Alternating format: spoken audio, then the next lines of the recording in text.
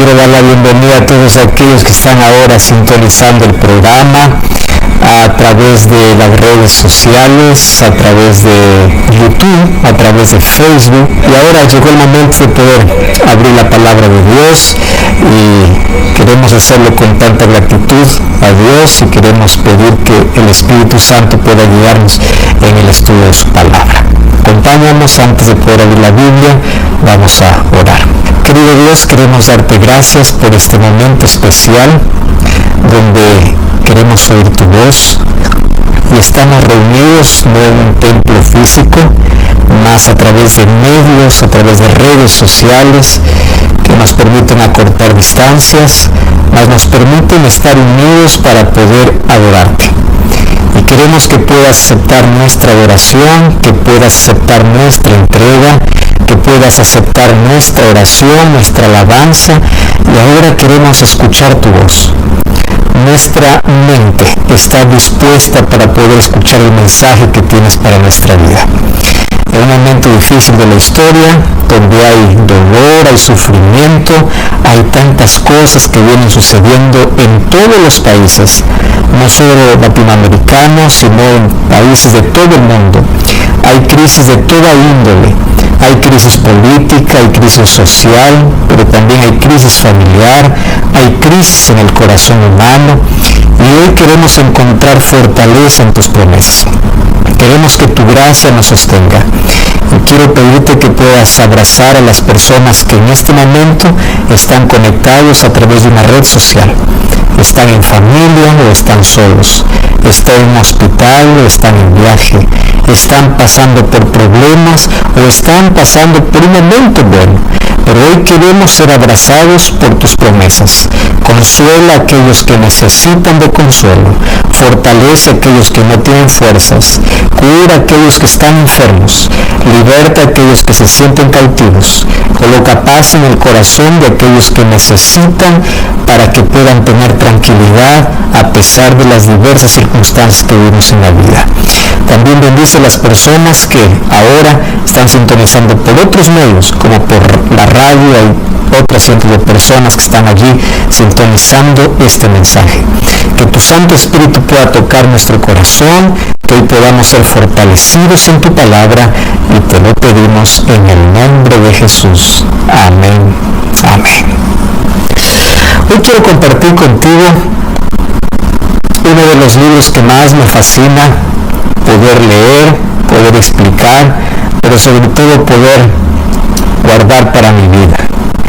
Y hoy quiero llevarte al último libro de la Biblia, que es el libro de Apocalipsis. Y vamos a leer los 8 primeros versículos. Apocalipsis capítulo 1, versículo 1 hasta el versículo 8. Dice así la palabra del Señor: la revelación de Jesucristo que Dios le dio para manifestar a sus siervos las cosas que deben suceder pronto. Y las declaró enviándola por medio de su ángel a su siervo Juan, que ha dado testimonio de la palabra de Dios y del testimonio de Jesucristo y de todas las cosas que ha visto.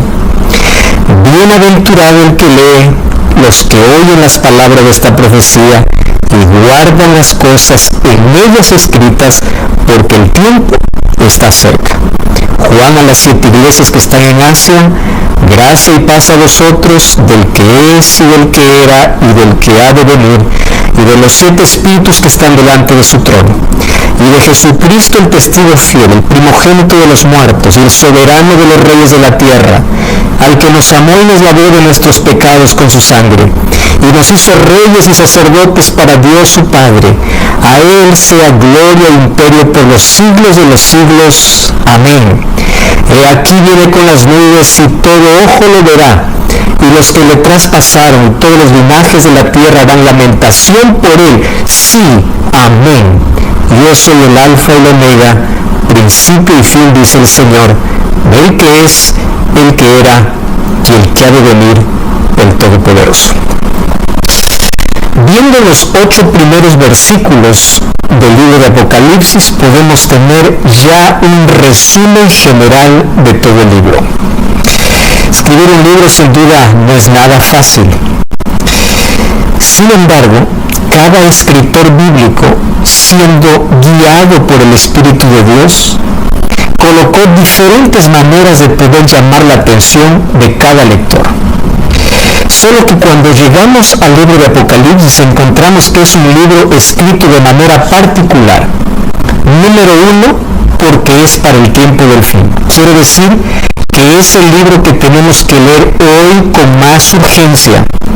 Es el libro que nos ubica en qué parte de la historia estamos. Es el libro que puede traer esperanza para la familia, esperanza para un mundo quebrado, esperanza para una vida destruida, esperanza para un cristiano desanimado. Apocalipsis es la revelación máxima de Jesús mostrada para uno de sus discípulos, a quien él se considera el discípulo amado. Si ustedes revisan lo que escribe Juan, Juan no solamente escribe Apocalipsis, Juan escribe el Evangelio de Juan, 3 cartas, que es primera, segunda y tercera de Juan, y el libro de Apocalipsis.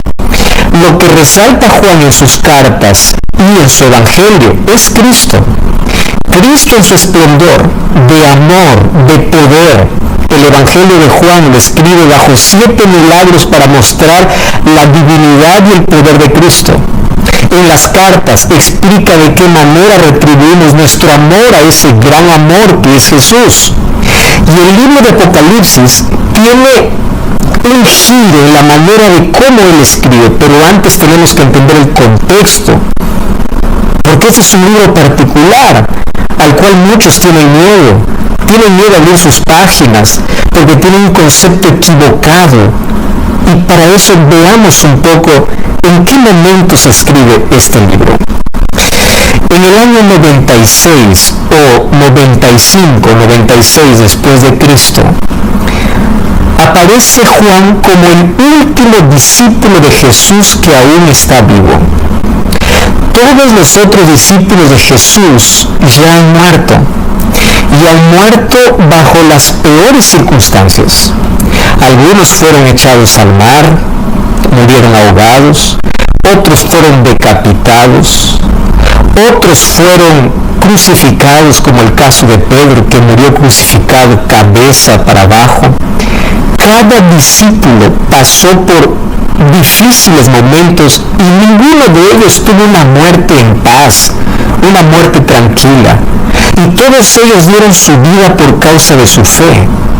Dieron su vida por causa de ese Cristo con el cual habían caminado, con el cual habían vivido, con el cual habían conocido, habían presenciado su poder y sus milagros.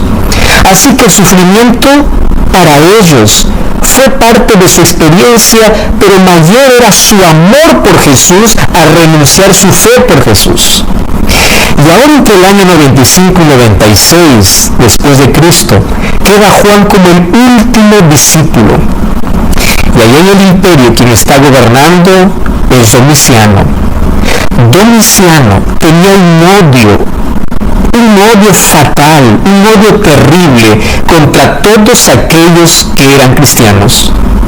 Y ese odio los llevó a comenzar ya las persecuciones que ya se habían venido dando desde hace algún tiempo atrás, pero ahora vino la persecución de manera más severa.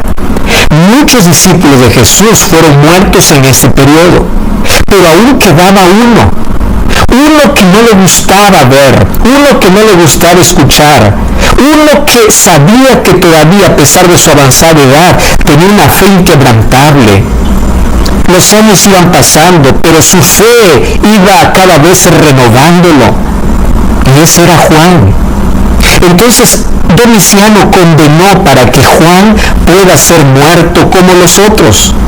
Pero la providencia divina, él no fue ejecutado como los otros. Él no fue decapitado, no le cortaron la cabeza como a los otros. Dice la historia bíblica los registros históricos que Juan fue echado o lanzado a un perol de aceite hirviendo. Yo no sé si alguna vez te quemaste con aceite. Apenas una pequeña chispa de aceite puede causar tanto dolor, tanta inflamación, puede causar tanto dolor. ¿Tú te imaginas haber sido lanzado a un perol de aceite? Claro que tuvo sufrimiento, mas Dios le dio la fortaleza necesaria y aún así no murió. Por eso es que lo sacaron de allí, que por providencia y milagro de Dios todavía continuaba vivo. Y entonces Satanás planificó una peor muerte para este hijo del Señor, para este discípulo del Señor. ¿Y cómo Satanás quiso acabar con Juan? No como los otros. Él dijo: yo con Juan voy a verlo morir lentamente, diariamente. ¿Y cuál era la estrategia del enemigo? Que Juan pudiese morir en la soledad, que Juan pudiese ser enviado allá donde se envían los criminales para cadena perpetua. Y esa cárcel quedaba en una isla, que era la isla de Patmos. La isla de Patmos, para el tiempo de Juan, era la isla más peligrosa. Nadie podía escapar de allí. El mar embravecido levantaba sus olas que parecía tragar la roca, aquella isla. Cualquier persona que va a esa isla, que iba a esa isla, no podía descansar una noche tranquilo. Era morir de insomnio, era morir en la soledad. Y aunque él ya está anciano, Satanás dice: este va a morir lentamente, porque fíjate, la soledad te puede llevar a otras enfermedades mentales. La soledad puede ser la causante para que una persona pueda entrar en depresión. La soledad puede ser causante para poder uno en algún momento sentirse tan abandonado y optar por el suicidio. Nosotros hoy estamos aislados, es verdad, por una pandemia, pero no estamos completamente solos. Tenemos una familia que es el soporte, y aunque cede, hay personas que inclusive en esta pandemia estuvieron o se sintieron abandonados por todo el mundo y hoy están lidiando, están luchando contra alguna enfermedad mental, y una enfermedad mental puede destruirte lentamente, acabarte a los pocos. Cada día sientes que te vas, que te apagas, nada tiene sentido. Una enfermedad mental es terrible porque es un sufrimiento, no es una herida externa que tú puedes colocar una medicina, que tú puedes curar, que tú puedes vendar. Las heridas internas y los sentimientos de soledad son terribles. Entonces Satanás planifica y dice: es allá donde tiene que morir él. Y él va para allá, y una de las cosas que me pregunto es: ¿por qué Dios no lo impidió? ¿Acaso Dios no podía manifestar su poder? Claro que podía, pero a veces Dios en su soberanía y en su omnisciencia divina permite que el sufrimiento llegue a nuestra vida, y aunque Satanás lo mande para destruirnos, Dios lo puede cambiar para mostrarnos su gloria, su propósito, para decirnos que no nos abandona. Y quiero que imagines un anciano completamente solo y solitario en una isla que parece que es tragada por las olas del embravecido mar. Todos los días tiene que lidiar con eso. Él sabe que no hay escapatoria de allí. Y allí en la soledad profunda, allí cuando parece que está muriendo lentamente, aun cuando confía en Dios, aparece Jesús. Y aparece Jesús glorificado. Aparece Jesús a mostrarse, a revelarse a Juan, para decirle: Juan, no tengas miedo, yo estoy contigo. Y Juan, Apocalipsis 1:18, aparece Jesús para decirle: yo soy el que estuve muerto y ahora estoy vivo. Yo vencí la muerte y en mis manos tengo las llaves del Hades. Yo tengo la autoridad. No tengas miedo. No estás solo, jamás lo has estado. Y ahí en tu isla, allí donde te sientes abandonado, ahí en el hospital donde estás, en la cárcel donde estás, en el lugar donde estás, en tu isla que hoy estás sufriendo, Dios también se aparece para decirte: solo no estás, yo estoy aquí contigo. Y allí se presenta para Juan el libro de Apocalipsis, que para nosotros llega con ese nombre, Apocalipsis, el último libro de la Biblia. Queridos, si la Biblia hubiese terminado sin Apocalipsis, no tendríamos una revelación completa. Apocalipsis es un libro especial y es extraordinario. Algunos comparan Apocalipsis como un océano, porque todos los ríos desembocan en el océano. Cuando tú lees Apocalipsis vas a encontrar que más de 200 versículos son tomados del Antiguo Testamento. Todos los profetas hablaron promesas lindas que se concretizan en Apocalipsis. Todos los libros históricos y proféticos del Antiguo y del Nuevo Testamento desembocan en Apocalipsis. Y en Apocalipsis se muestra el clímax de nuestra esperanza. Por eso es como un océano donde desemboca todas las promesas de Dios.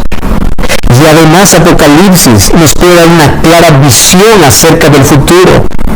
Alguien define Apocalipsis como el libro en el cual todos los libros de la Biblia se encuentran y terminan. Y allí concluyen. ¿Y qué cosa es lo que revela Apocalipsis? Apocalipsis revela a Jesús. Y a mí me da mucha tristeza porque hay tantas iglesias donde no se abre Apocalipsis, donde no se predica Apocalipsis. Hay tanto cristiano que tiene miedo a Apocalipsis porque en su cabeza está más lo que las películas dicen, lo que Hollywood dice sobre Apocalipsis. Cada vez que aparece una película de terror, ¿qué nombre le ponen? Apocalipsis. Cada vez que aparece destrucción, ¿qué nombre le ponen? Apocalipsis. Cuando Apocalipsis significa revelación, significa abrir la cortina para ver más allá. Apocalipsis es ver más allá del presente. Apocalipsis es ver a Jesús en su gloria, en su esplendor, ver a Jesús venciendo, ver a Jesús viniendo. Si tú abres la Biblia en Apocalipsis y te enfocas en bestias, te enfocas en las figuras que aparecen y sacas a Jesús, Apocalipsis va a ser un libro de terror. Pero si tú abres Apocalipsis para encontrar a Jesús, vas a ver que en cada página aparece Jesús venciendo. Aparece Jesús.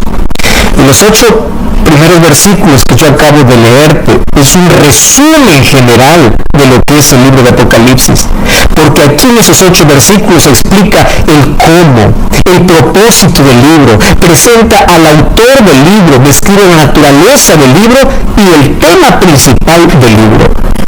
Claro que hoy no tengo el tiempo para poder colocar detalles, pero quiero mostrarte algunas cosas que me llaman la atención tomando los 8 primeros versículos del libro de Apocalipsis.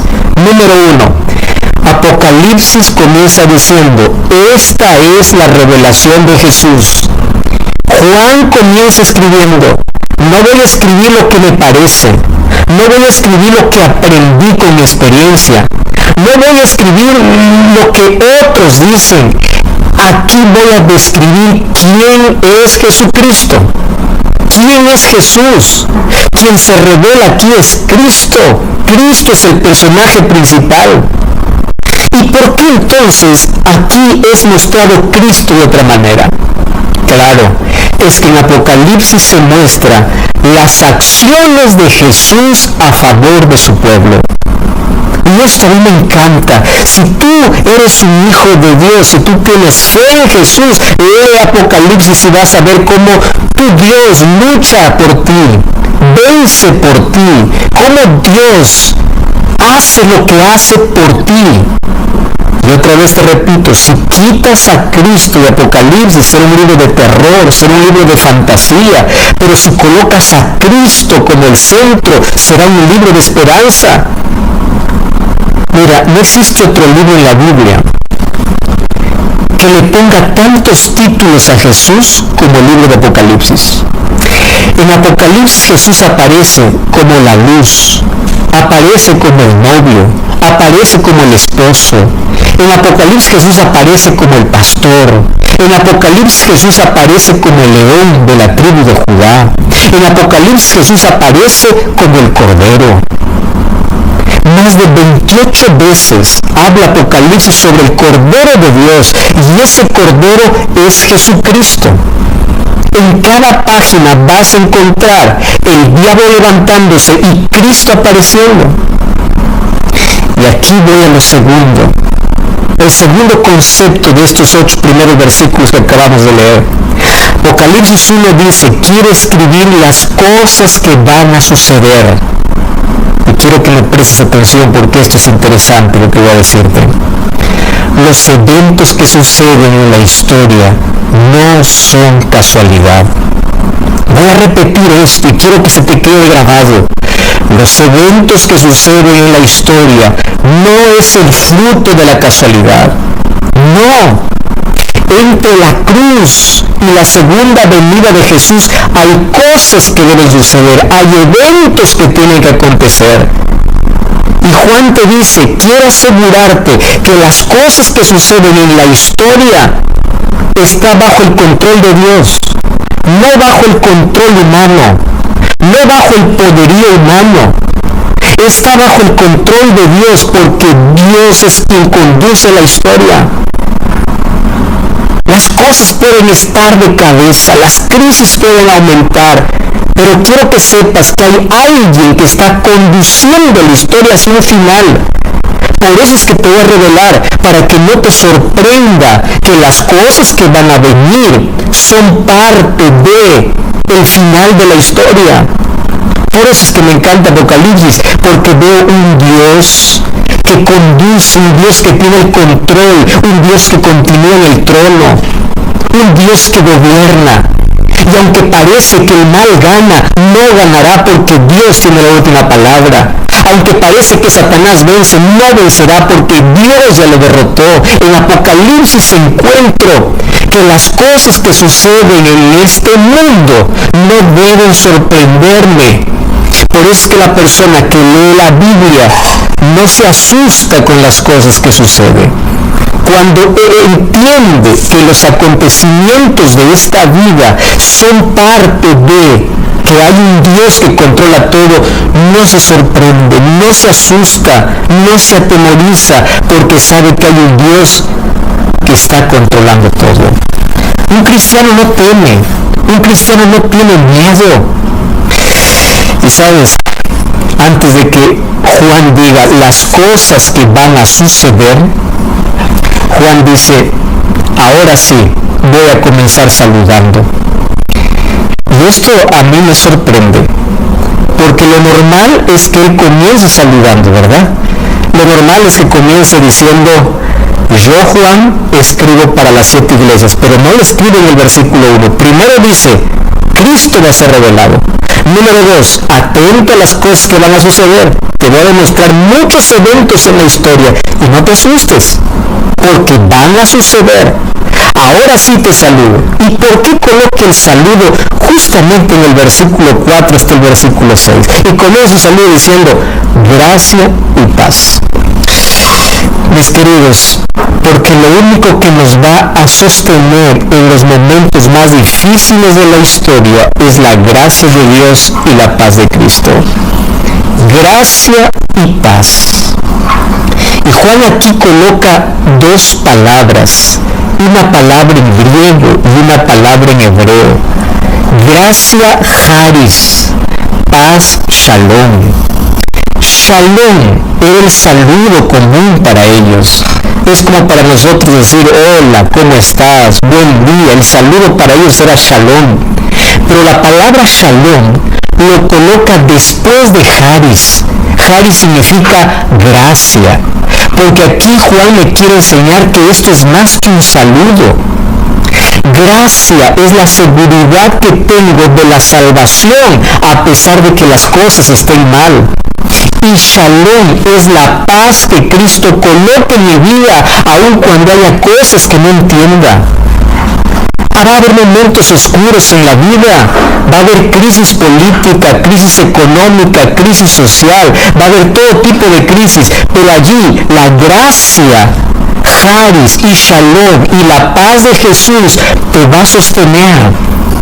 Por eso es que el último versículo de Apocalipsis 22:20 dice que la gracia de Jesús esté con ustedes todos los días. Que la gracia de Jesucristo esté con ustedes. Amén. ¿Cómo termina la Biblia? Con la gracia de Cristo. ¿Cómo comienza Apocalipsis? Con la gracia de Cristo. Porque aquel que desprecia la gracia de Dios vive en la desgracia de la vida. Pero aquel que acepta la gracia de Dios tiene paz en el corazón. Eso no significa que va a ser libre de sufrimiento. Eso no significa que no va a pasar por dificultades. Pero la paz de Cristo, que viene resultado de la gracia que has aceptado en tu vida, te va a ayudar a fortalecerte, te va a ayudar a continuar, te va a dar esa paz, ese bienestar completo que viene como resultado de la gracia de Jesús. Y ahora después comienza a hablar del punto principal del libro. Y el versículo 7 dice: he aquí Él viene en las nubes y todo ojo lo verá. Quiero que sepas, dice Juan, Cristo viene. Antes de mostrarte qué va a suceder antes de su venida, quiero que sepas que Él viene. Y Él aquí nuevamente mezcla dos palabras. Naí, que significa sí, y amén, que es una palabra hebrea, para hacer un énfasis especial. Sí, amén, con certeza, con énfasis. Él viene. Y si Él viene, no quiero que te sorprendas por las cosas que están ocurriendo. Por eso te dice, Apocalipsis es un libro que revela a Jesús y las cosas que van a suceder. Mis queridos, de nada sirve que nosotros hoy comencemos a luchar y comencemos a pelear, poniéndonos de parte de un partido político para mejorar las cosas, porque las cosas que van a suceder tienen que suceder. De nada sirve confiar en un político, en una ideología. De nada sirve creer en propuestas que las cosas que vienen van a mejorar. No, esto no es un pensamiento fatalista. Esto es profecía. La Biblia dice que en la medida que avancemos en el tiempo, las cosas van a empeorar. Las cosas no van a estar bien. Mayor oscuridad vendrá sobre la tierra mientras Jesús está volviendo. Mientras más oscura sea la noche, más cerca está el amanecer. Pero cada vez va a haber mayor confusión, mayor crisis en todos los aspectos. Por eso es que el cristiano, ¿cómo es que toma su posición en medio de la crisis? Aferrándose a Cristo, consagrando su vida, entregando su vida a Jesús, confiando en las promesas de Dios. Y cada vez que sucede algo, él cree, se aferra que Cristo es su ancla segura. Y aquí me sorprende la manera como Juan presenta a Jesús. Y dice, Él es el que vive y estuvo muerto. ¿Por qué lo presenta de esa manera?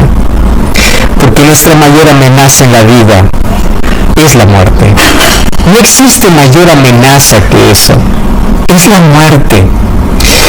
Y aquí Juan dice, mira, aquel que viene es aquel que destruyó tu mayor enemigo. Si la muerte te causa dolor, si la muerte es tu mayor amenaza, quiero que sepas que aquel que viene es aquel que derrotó, es aquel que venció. Tu mayor enemigo está vencido porque ese Jesús lo derrotó. Y Él es el que viene. Y después te va a mostrar lo que va a ocurrir antes de la venida de Jesús, y es el gran conflicto. Porque vivimos en un conflicto donde cada vez aumenta. Hay dos poderes luchando por la supremacía humana.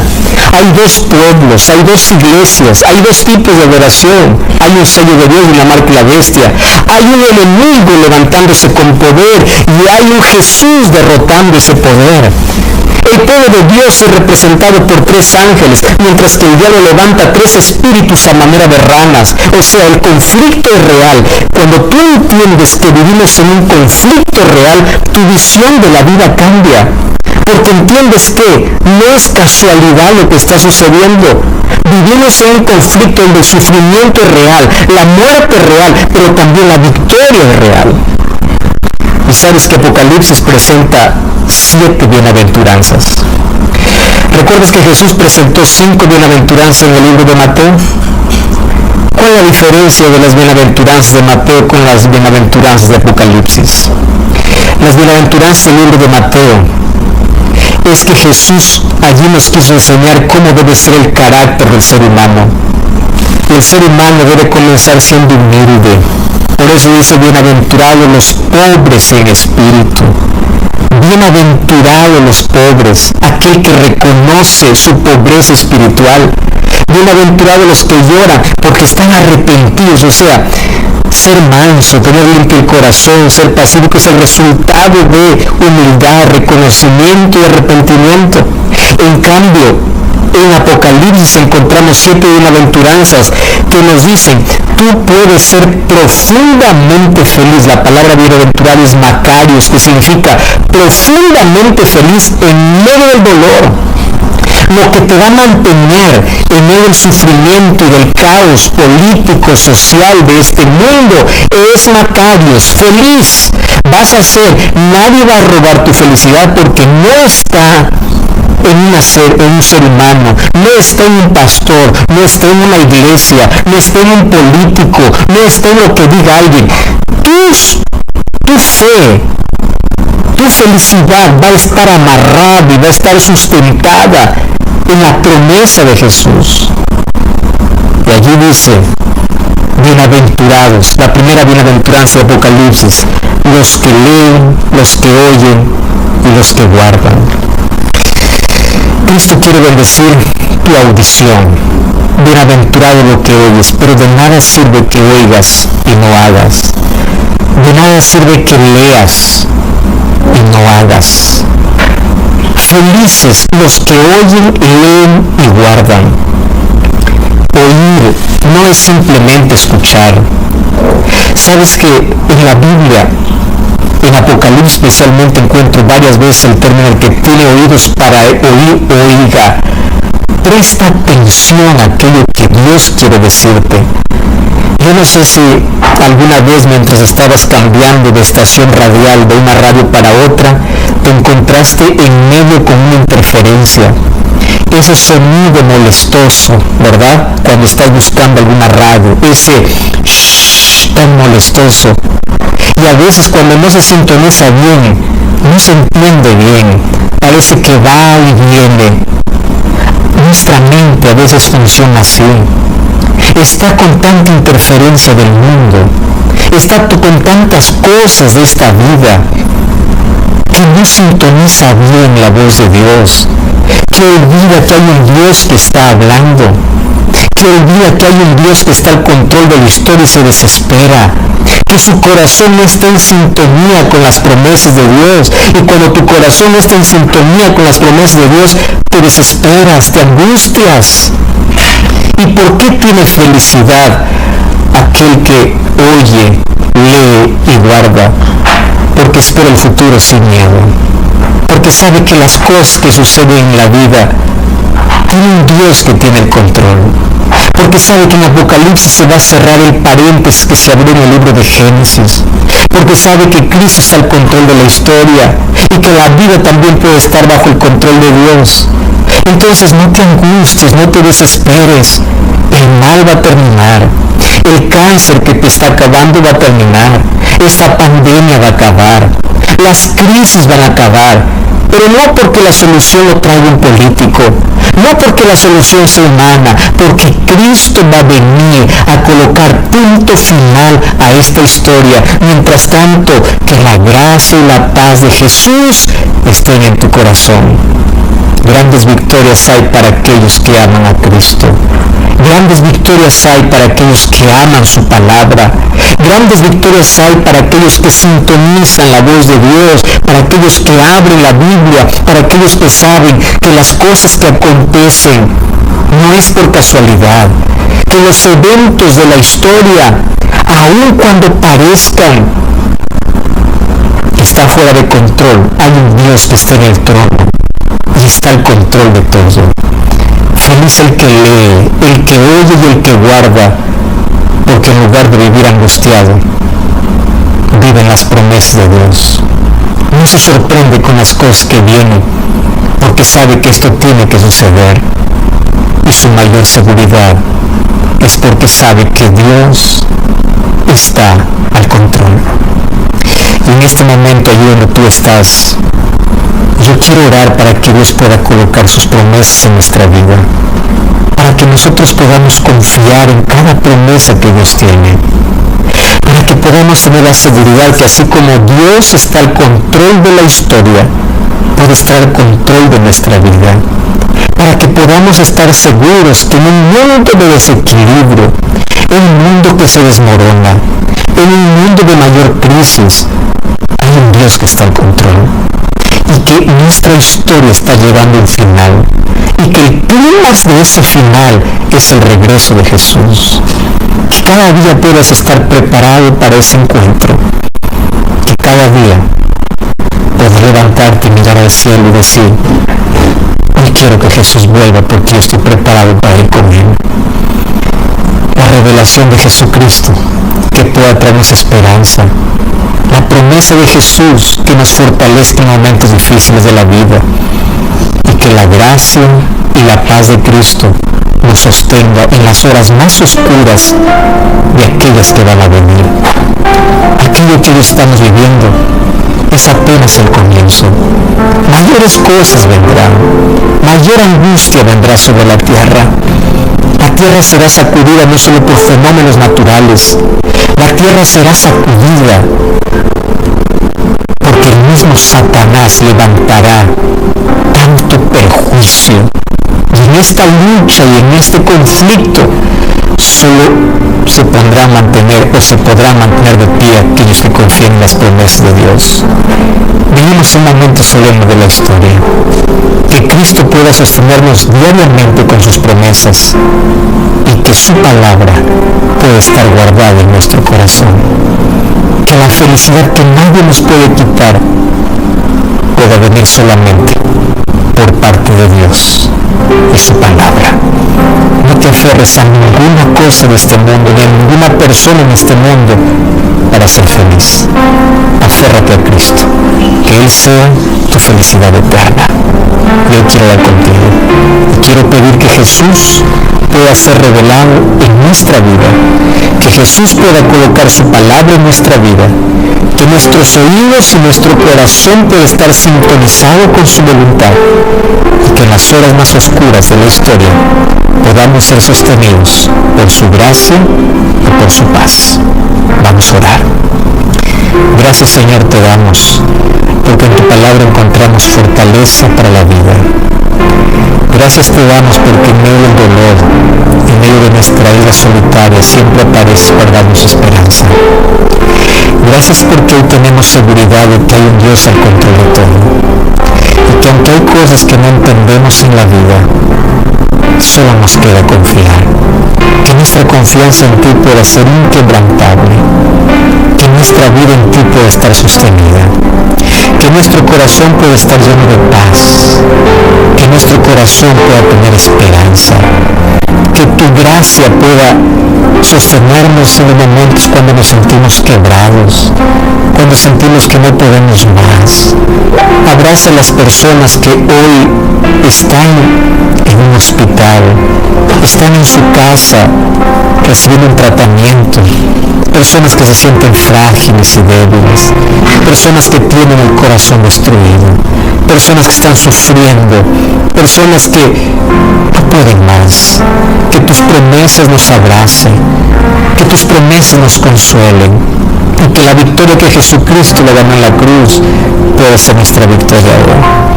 Toma nuestro corazón, entregamos nuestra vida, acepta nuestra entrega, en el nombre de Jesús. Amén y amén.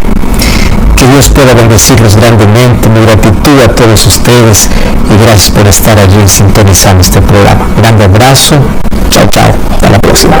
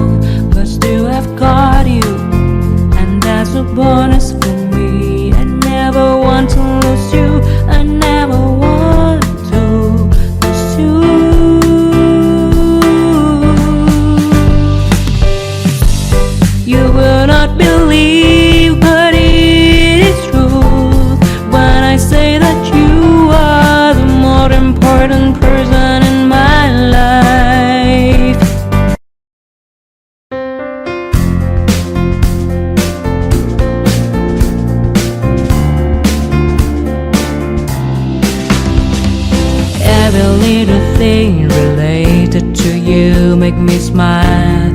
I know you are doing hard work to make things possible. I want to let you know that I am with you, and I will be forever. Every little thing related to you make me smile. I know you are doing hard work to make things possible. I want to let you know that I am with you, and I will be forever. When you talk, I want to listen to you for hours. When you are there beside me, I feel like looking at you all the time. My love for you will never really change. Just want to tell you that you mean a lot to me.